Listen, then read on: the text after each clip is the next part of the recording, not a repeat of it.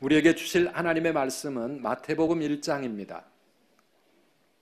마태복음 1장 18절에서 25절, 신약성경 시작하는 첫 번째 페이지입니다. 함께 교독하겠습니다. 예수 그리스도의 나심은 이러하니라. 그의 어머니 마리아가 요셉과 약혼하고 동거하기 전에 성령으로 잉태된 것이 나타났더니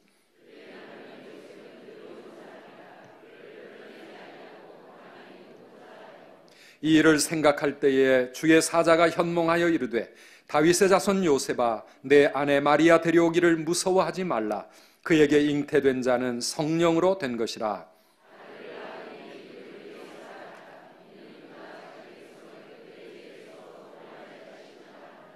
이 모든 일이 된 것은 주께서 선지자로 하신 말씀을 이루려 하심이니 이르시되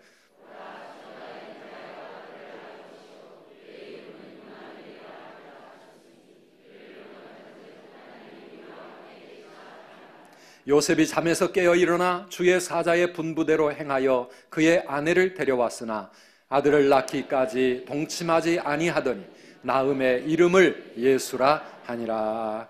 아멘. 할렐루야. 우리 성탄 인사부터 연습을 좀 한번 해볼까요? 여러분, 메리 크리스마스. 메리 크리스마스. 예, 이게 잘 인사가 안 나오시죠? 요즘 우리가 삶이 좀 그렇습니다. 지난 한 주 동안 참 우리나라는 또 참 큰 강을 하나 건넜습니다. 대통령이 국민들의 탄핵을 받는 그런 상황에 우리나라가 지금 처해 있습니다. 더 많은 기도가 참 필요한 것 같습니다. 나라를 바로 세우는 그런 기회로 우리가 삼았으면 좋겠습니다. 하나님, 이 나라를 좀 새롭게 하여 주시옵소서. 하나님 앞에 바르게 세워지는 나라가 될 수 있도록 해달라고 우리가 간절히 기도해야 합니다.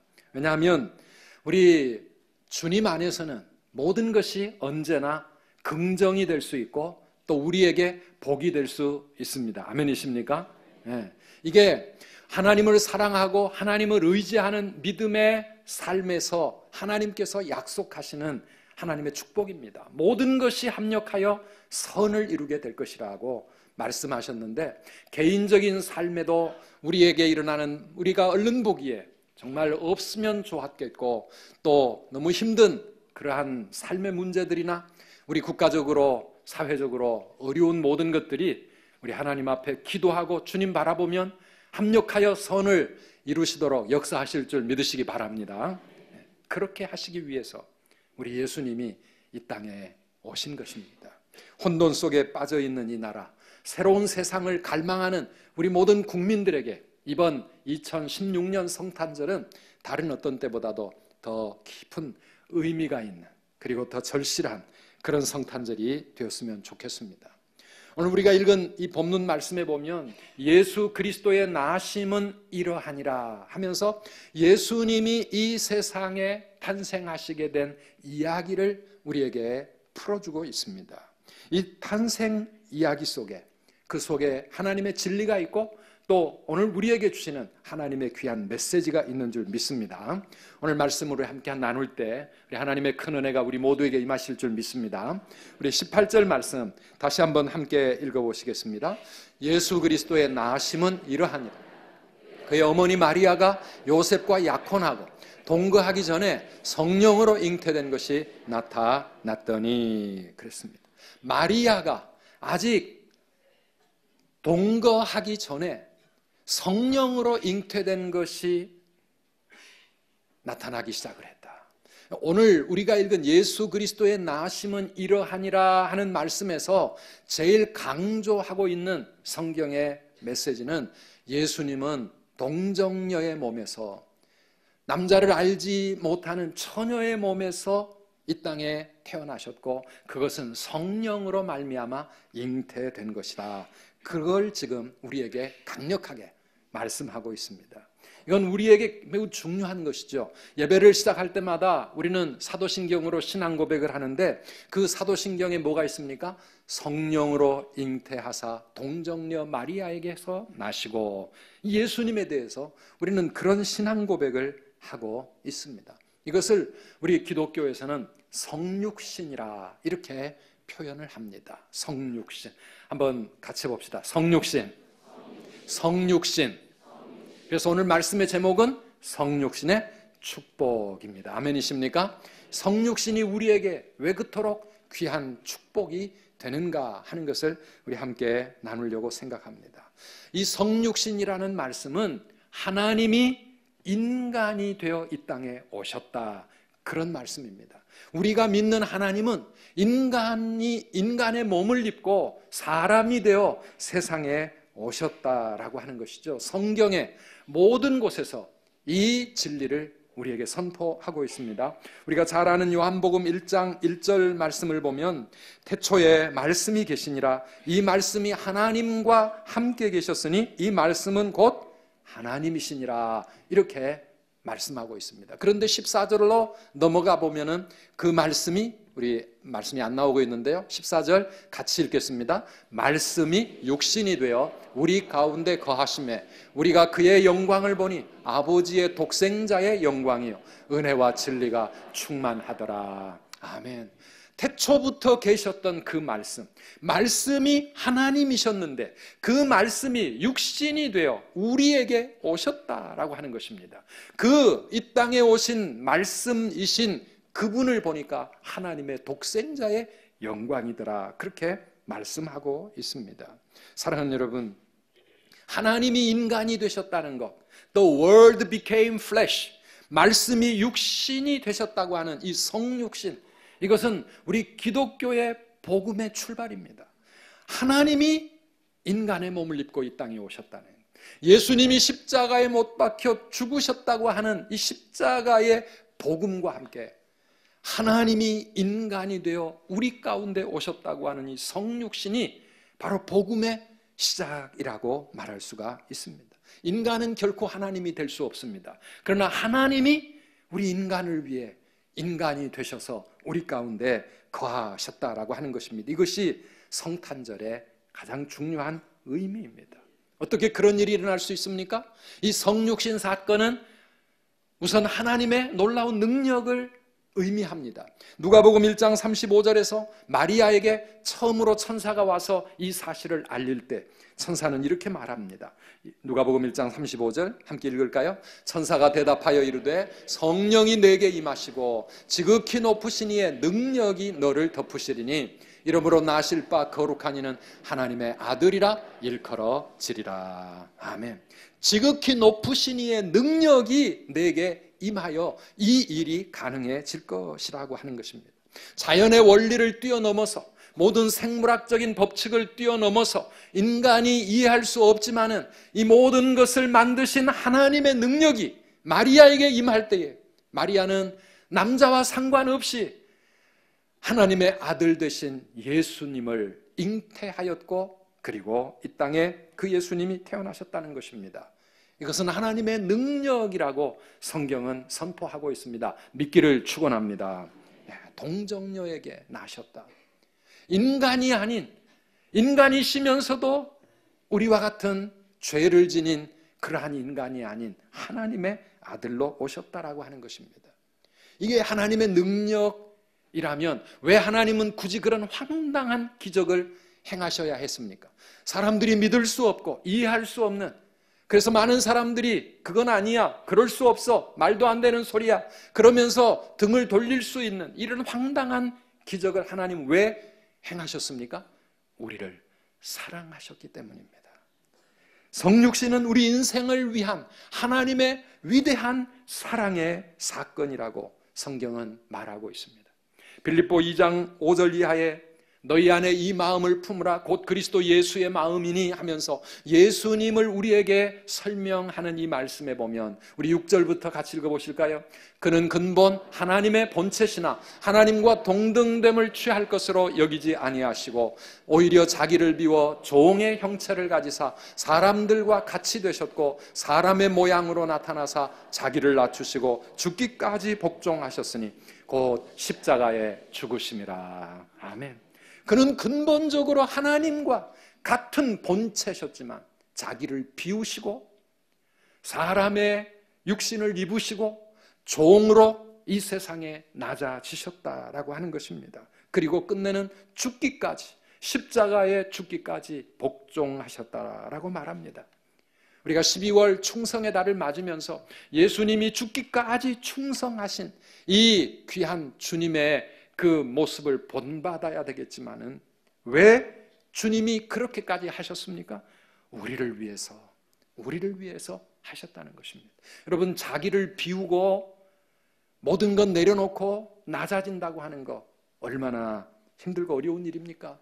수백만 국민들이 그렇게 촛불을 들고 외쳐도 내려온다는 것이 이게 힘든 일이잖아요.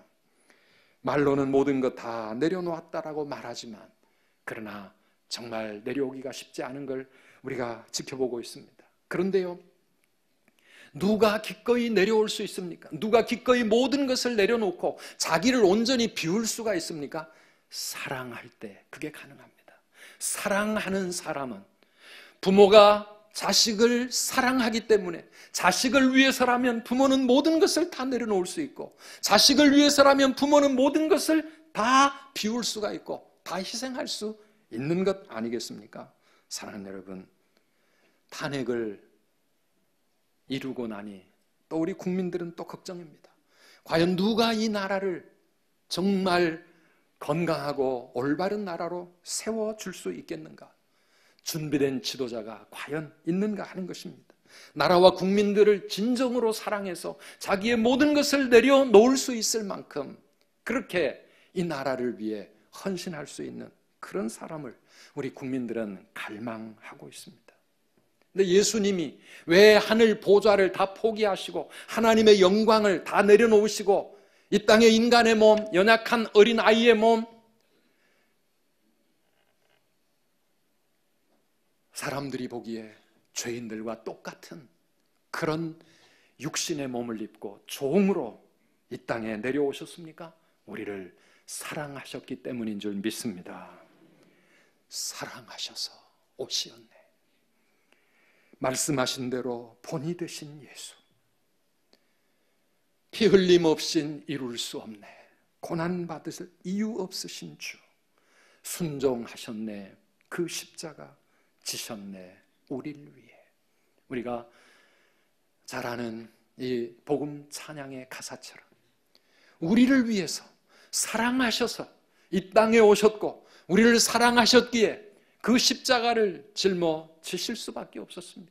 그가 고난받으실 아무 이유가 없으신 분이었지만 그렇게 고통의 세월을 그런 힘든 인간의 모습으로 이 땅에 오셔서 십자가를 지실 아무 이유가 없는 분이셨지만 우리를 사랑하셨기에 우리 주님은 이 땅에 오셨고 우리를 위해서 그 길을 가신 줄 믿습니다.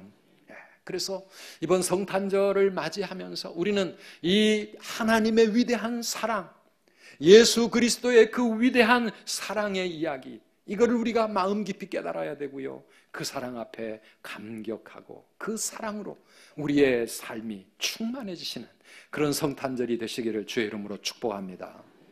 예수님이 바로 그 이유 때문에 성육신 하셨기에 오늘 본문은 우리에게 그분이 가지신 두 이름을 소개해주고 있습니다. 그분에게는 두 개의 이름이 있었습니다. 그 하나의 이름은 예수라는 이름입니다.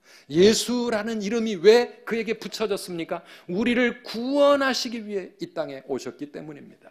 예수라는 말은 구원자라고 하는 그런 의미입니다. 죄에 빠진 인간 그대로는 다 멸망할 수밖에 없고, 그리고 하나님의 심판과 영원한 형벌 속에서 저주받은 삶을 살 수밖에 없는 우리 인생들, 이 세상에서뿐만 아니라 죽음 후에 그 영원한 세상에서도 그런 저주 속에 살아갈 수밖에 없는 우리들을 하나님은 불쌍히 여기셔서, 아까 우리 임마누엘 찬양대 찬양하신 것처럼 우리를 불쌍히 여기셔서 그분은 성육신 하신 겁니다. 사랑하는 여러분, 우리의 자녀들이 그렇게 살아야 된다고 하면 이 땅에서 형벌과 저주와 심판 속에서, 고통 속에서 그렇게 살다가 죽은 다음에도 영원한 저주의 그러한 존재로서 살아가야 된다고 하면 우리 자식을 사랑하는 부모는 어떻게든지 그 자식을 거기서부터 끌어내고 싶어 하지 않겠습니까? 그런 인생에서 구원해 주고 싶지 않겠습니까? 이것이 바로 우리를 사랑하시는 하나님 아버지의 마음이라고 오늘 성경은 우리에게 말하고 있습니다. 우리 인간은 자신의 죄의 문제를 스스로 해결할 수가 없습니다. 아무리 위대한 성자라 할지라도 자신의 죄를 해결할 수가 없고, 하물며 다른 사람의 죄를 대신 해결해 줄 수도 없습니다. 1993년 11월 달에 성철 스님이 세상을 떠나면서 그가 남겼다고 하는 그 유언이 아직까지도 논란거리가 되고 있습니다. 이게 진짠가? 아니면 괜히 기독교인들이 만들어낸 말인가? 그런데 93년 11월 5일자 주요 일간지 조선일보, 중앙일보, 동아일보, 경향신문 그리고 또 여러 가지 신문들에 보도된 바에 의하면은 그분이 세상을 떠나면서 남긴 마지막 고백이 바로 이런 것이었다라고 합니다. 일평생 남녀 무리를 속여 미치게 했으니 그 죄업이 하늘에 미쳐 수미산보다 더 크구나. 산채로 불의 악이 지옥으로 떨어지니 한이 만갈래나 되는구나 하면서 그가 소위 열반송을 하면서 이런 말을 남겼다라고 하는 이야기가 계속해서 나오고 있습니다. 평생을 수양을 하고 선행을 하고 도를 닦는다고 하지만은 죄로부터 자유로울 수가 없고요.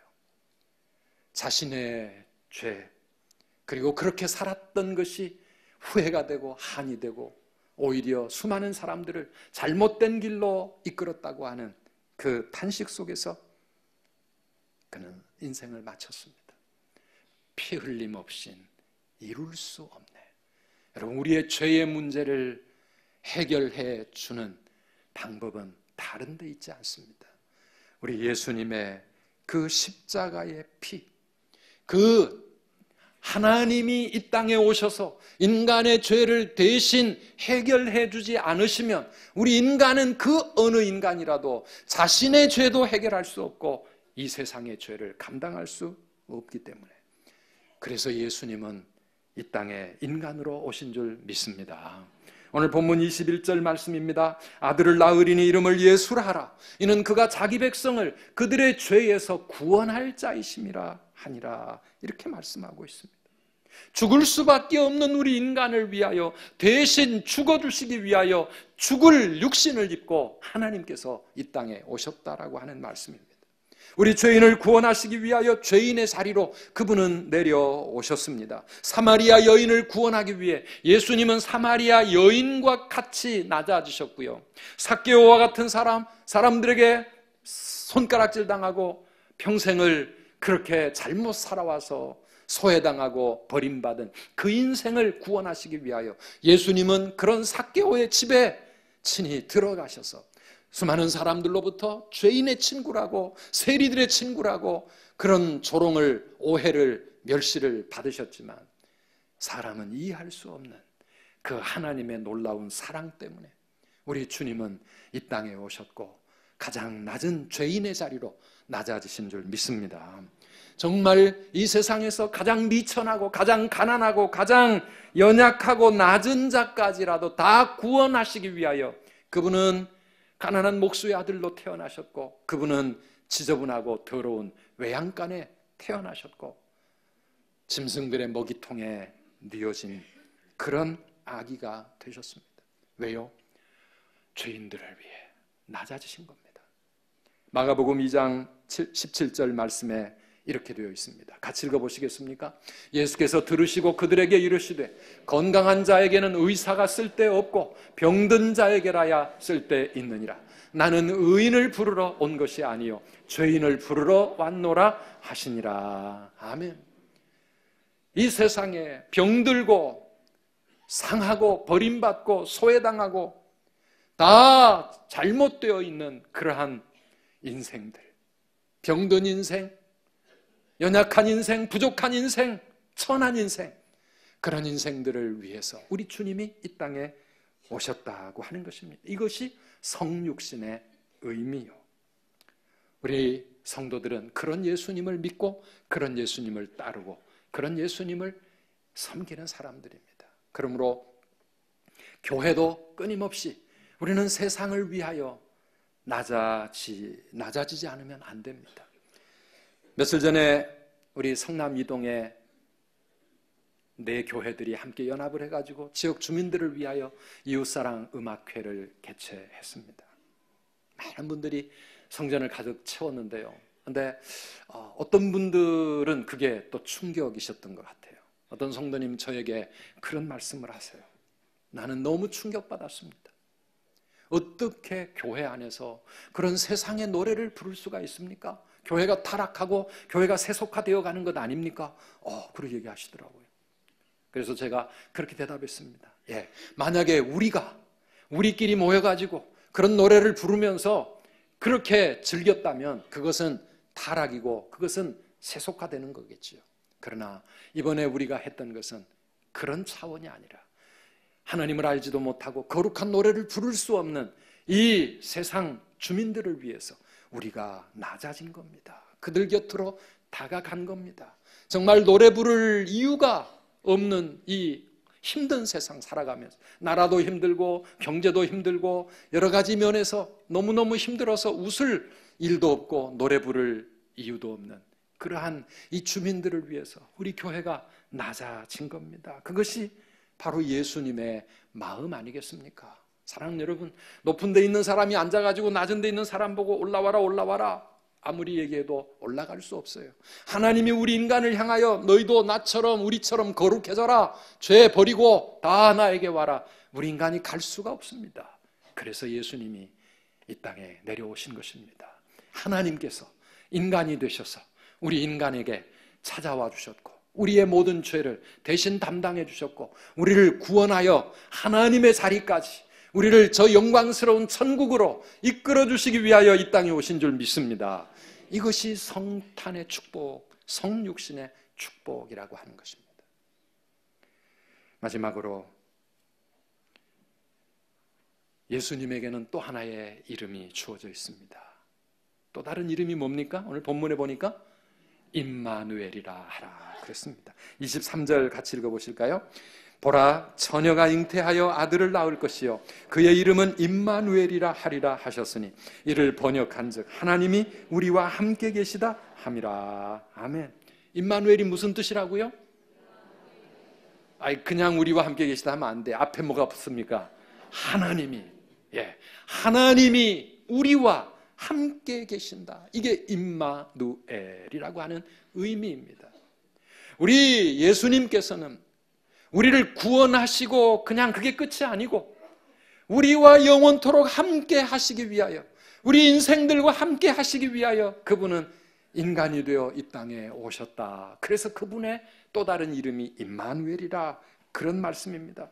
하나님으로서 우리 인간과 우리와 함께 하시기 위해서입니다. 사랑하는 여러분, 정말 나에게 믿음직스럽고 든든하고 모든 것을 다 가지고 있는 그런 한 사람이 나와 함께 하고 있다고 하면, 그분이 그런 사람이 내 곁에 있다고 하면 우리는 얼마나 우리의 삶이 든든하겠습니까? 무서운 밤길을 가도 두려울 것이 없고 무서울 일이 없고 나에게 어떤 어려움이 생겨도 내가 걱정할 필요가 없습니다. 왜? 그런 든든한 분이 나와 함께 내 인생에 함께 하시기 때문에. 그런데 여러분, 하물며 하나님이 우리와 함께 하신다면, 온 우주 만물을 창조하시고 우리를 죽도록 사랑하시는 그 하나님이 우리와 함께 하신다고 하는 이 사실, 이것이 얼마나 우리에게 큰 축복이요 하나님의 놀라운 사랑이냐 하는 것입니다. 이것이 성육신의 의미라고 하는 것입니다. 히브리서 4장 15절 16절에 보면 우리에게 있는 대제사장은 우리의 연약함을 동정하지 못하실 리가 아니요 모든 일에 우리와 똑같이 시험을 받으시니로되 죄는 없으시니라. 예수님은 이 세상에 오셔서 우리 인간의 모든 고난과 우리의 고달픈 인생을 다 함께 겪으신 분이요, 그러면서 우리를 위하여 언제든지 우리를 도와주시려고 준비하고 계시는 분이라고 말씀하고 있습니다. 하나님이 우리와 함께 한다고 할 때요, 우리가 이 사실을 알지 못하면 우리는 두려움에 휩싸입니다. 와, 그 높으신 분, 그 거룩하신 분, 그분이 내 곁에 찾아오신다 그러면 우리는 도망쳐야죠. 지구멍이라도 찾아가야죠. 우리 어떻게 그 하나님 앞에 감히 설 수 있겠습니까? 그런데 우리 하나님이 우리와 함께 하시는데 그런 무서운 존재로 우리와 함께 하시는 것이 아니라 우리의 모든 고난과 연약함을 다 아시고, 그러고 우리를 도와주시고 우리를 힘주시기 위하여 우리와 함께 하신다 하는 말씀입니다. 그래서 히브리서는 말씀하기를, 그러므로 우리는 긍휼하심을 받고 때를 따라 돕는 은혜를 얻기 위하여 은혜의 보좌 앞에 담대히 나아가라고 말씀하고 있습니다. 그 하나님 앞에 두려워하지 말고 무서워하지 말고 하나님 앞에 언제든지 담대히 나아가라고 하는 것입니다. 내가 아무리 큰 죄를 지었을지라도 하나님 앞에 나아가서 우리의 죄를 자복하고 회개하면서 하나님의 용서와 도우심을 구할 때 하나님이 우리를 다 받아주시고 용서해 주시고, 내가 아무리 힘들고 어떤 큰 어려움 앞에서 내 힘으로 해결할 수 없는 상황이 되었다 할지라도 그 하나님 앞에 나아가면 하나님은 우리에게 은혜를 베풀어 주시고 우리를 도와주시는 줄 믿으시기를 바랍니다. 성탄절은 그런 하나님이 우리와 함께 하신다고 하는 것을 다시 확인해 주고 다시 우리에게 그런 굳건한 믿음을 가지라고 우리에게 주시는 축복의 절기입니다. 그 하나님이 어떤 하나님이신데요, 이사야 43장 1절 이하를 보면 야곱아 너를 창조하신 여호와께서 지금 말씀하시느니라. 이스라엘아 너를 지으신 이가 말씀하시느니라. 우리를 창조하시고 우리를 만드신 그 하나님이 말씀하시는데 뭐라고 말씀하십니까? 너는 두려워하지 말라. 그리고 내가 너를 구속하였고 내가 너를 지명하여 불렀나니 너는 내 것이라, 이렇게 말씀하고 있습니다. 내가 물 가운데로 지날 때에 내가 함께 할 것이라. 강을 건널 때에 물이 너를 침몰하지 못할 것이며 내가 불 가운데로 지날 때에 타지도 아니할 것이요 불꽃이 너를 사르지도 못하리니 대저 나는 여호와 내 하나님이요 이스라엘의 거룩한 이요 내 구원자임이라 말씀하고 있습니다. 우리 하나님께서 우리를 창조하시고 우리를 지으셨을 뿐만 아니라 지금도 우리와 함께 하셔서 우리를 얼마든지 도와주시고 우리를 구원해 주실 수 있는 그런 하나님이시기 때문에 너는 두려워하지 말라, 무서워하지 말라. 세상을 살다 보면 물 가운데로 지나가야 될 때가 있고 불 가운데를 통과해야 될 그러한 시련과 위기와 문제 우리가 만날 수 있지만은, 그러나 너는 두려워하지 말라, 내가 너와 함께 하리라 말씀하고 있습니다. 사랑하는 여러분, 우리와 함께 하시는 임마누엘의 그 주님을 바라보며 붙드시기를 주의 이름으로 축복합니다. 이 말씀을 준비하는데 옛날 미국에서 유학 가가지고 정말 힘들 때 생각이 났습니다. 대책 없이 저희 세 가족이, 그때는 세 식구였으니까 어린 첫 아이를 데리고 유학길에 올랐는데, 그때 저 남양주 평내리 그 농촌에 있는 작은 이 아파트 전세비를 뽑아가지고 그것 가지고 미국 무조건 간 겁니다. 학비 내고 여러 가지 보험료 내고 생활비 쓰고 그러다 보니까요, 두 학기 지났는데 한 6개월 지났는데요, 통장에 바닥이 느껴지기 시작했습니다. 이렇게 가다가 큰일 나겠다, 이제 어떡하냐. 아무 대안이 없습니다. 저희 학교에 프레어 가든이라고 기도의 동산이 있었습니다. 그곳에 가면 인공으로 만들어 놓은 조그마한 폭포가 하나 있었습니다. 그래서 거기에 물소리가 졸졸졸 흐르는 물소리가 있고 그 앞에는 시편 42편의 말씀이 거기 있습니다. 사슴이 시냇물을 찾기에 갈급함같이 내 영혼이 주를 찾기에 갈급하나이다. 그 말씀 성경 구절이 적혀 있고 거기에 기도하고 싶은 이 학생들이 그곳에 와서 묵상하며 기도합니다. 우리 한국처럼 막 부르짖고 주여 하면서 그렇게 큰 소리로 부르짖는 사람은 아무도 없고 물소리 들으면서 하나님 앞에 조용히 나아갑니다. 도서관에서 공부하다가 가슴이 답답하고 앞이 걱정이 되면 그곳을 찾았습니다. 그곳에서 하나님께 모든 것을 내어놓고 하나님의 은혜로 유학은 왔는데, 하나님께 기도했던 대로 응답받아서 꿈은 이루었는데, 그러나 여기 와가지고 이제 앞이 보이지 않습니다. 하나님, 어떻게 앞을 길을 찾아가야 합니까? 아무 대안이 없습니다. 경제적으로 등록금도 내야 되고 생활도 해야 되는데, 하나님 길을 보여주시옵소서.